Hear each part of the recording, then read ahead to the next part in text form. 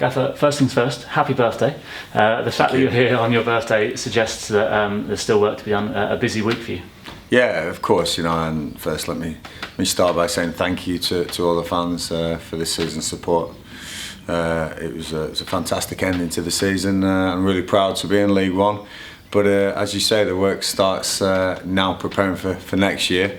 Yes, I've got a couple of holidays booked, which I'm looking forward to, but no, I want to prepare now and make sure that things are in place for another campaign in League One, which is going to be tougher. We all know, everyone's heard of what's been happening, but yeah, it's important that we do all we can to keep this club as strong as possible. Yeah, talk us through the early part of the week then, because we had such a great weekend, the game against Fleetwood, the awards dinner on Sunday night, and then straight into a planning meeting on Tuesday, where it was later revealed obviously there's quite significant budget cuts affecting plans for next season. Yeah, I mean, really tough to take. It's been a good 5 years. The 5-year plan we've executed on the pitch, and I was fantastically proud of that.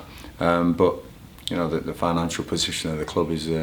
It's got to be of paramount importance, and we've been losing money, and there's some cuts being made, and obviously that came to fruition on Tuesday with the meeting with the chairman. So yeah, we're going to next season significantly cut, but again we've been here before, and we do our best to get out of the situation. I know the day of the year that you dread more than any is the day where you call the players into your office, you let them know the decision that's been made. Fans are used to probably one or two sort of big names every year leaving the club, but this one really hit home, I suppose, the severity of the situation. 7 players leaving, and included in that 20 years service of some fantastic professionals. Yeah, and again, let me say thank you to those boys. They were outstanding, all of them. I wanted to keep 2, perhaps 3 of those players, but I was unable to with the financial position, and that's the reality that hit me. As a football person, you make decisions on that, and probably for the first time, I've not been able to do what I wanted to do because of the money. It's tough. I'm sure those boys will go on to find other clubs and do really well, and I'm sure we'll be seeing their names in the newspapers and on the TV. But just want to say thank you for their service. As you say, some long service with Marcus and Paris and Michael. They've been here a long time, and the relatively newcomers. It's been a tough week for me, and like I say, it's something we haven't. It's not come out of the blue. We knew for a while that the club was probably, struggling, and we've had to cut our cloth accordingly. But we've been here before. Like I say, the first season, we really overachieved with next to nothing resource, and steadily we've built the resources up, managed to get in League One, managed to survive in League One, and it's almost like we're back to the beginning again. But I say we've done it before, we can do it again. I'll be working very hard to replace what are some top players which we've lost. Talk us through that meeting, because it must be such a hard moment, not just for the player, for yourself as well. You went through it, I remember it was 28 years ago today, Blackburn Yeah. Rovers. Must be a horrible thing to go do with players that have not just become colleagues but friends as well over the years. Yeah, it's never easy. I know some managers probably relish those meetings.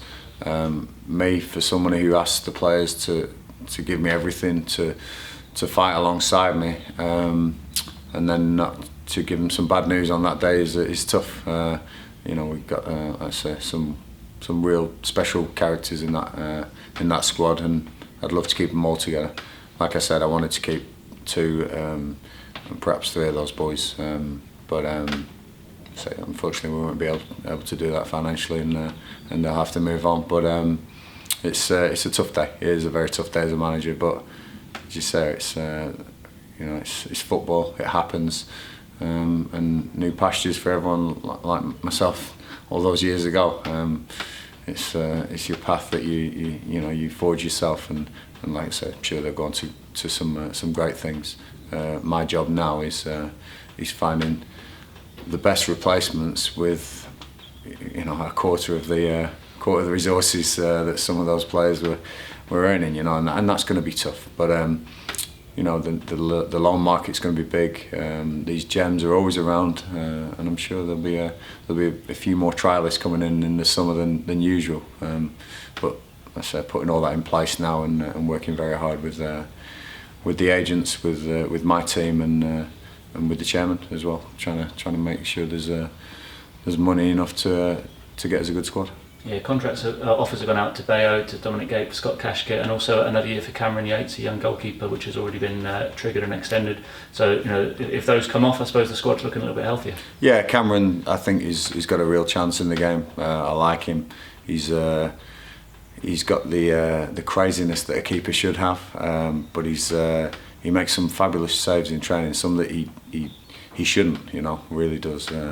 And for him to deputise under Ryan next year, I think would be excellent. I thought Ryan had a great game last game of the season, and again I want more from him next year of the same, and he'll help to bring Cameron on as well, and obviously the three that we mentioned, Bayo, Scotty and Dominic, outstanding talents, all three of them, and that was difficult, not as difficult as you think, but you know, I wanted to keep 6 or 7. And I could only pick 3, and it's picking the 3. But I think that Bayo contributes what he does. You know, he's different to anything that's in football, in world football, never mind English football. And I think we saw how important he is around the place, in the dressing room, and especially on the pitch when he's playing. He's a big game man, and the Southend goals and moments were fantastic for him. Dominic Gape, I'm sure we'll have a few people trying to poach him away, and it's going to be hard work. But we're hoping to keep hold of him. I think he's a great 3 or 4 years here, and gone from strength to strength really in that midfield role, especially this year alongside Curtis Thompson. I thought they were formidable at times, really the driving force in the team. And Scotty's got this magic. He can open the defence up. He can score a wonder goal.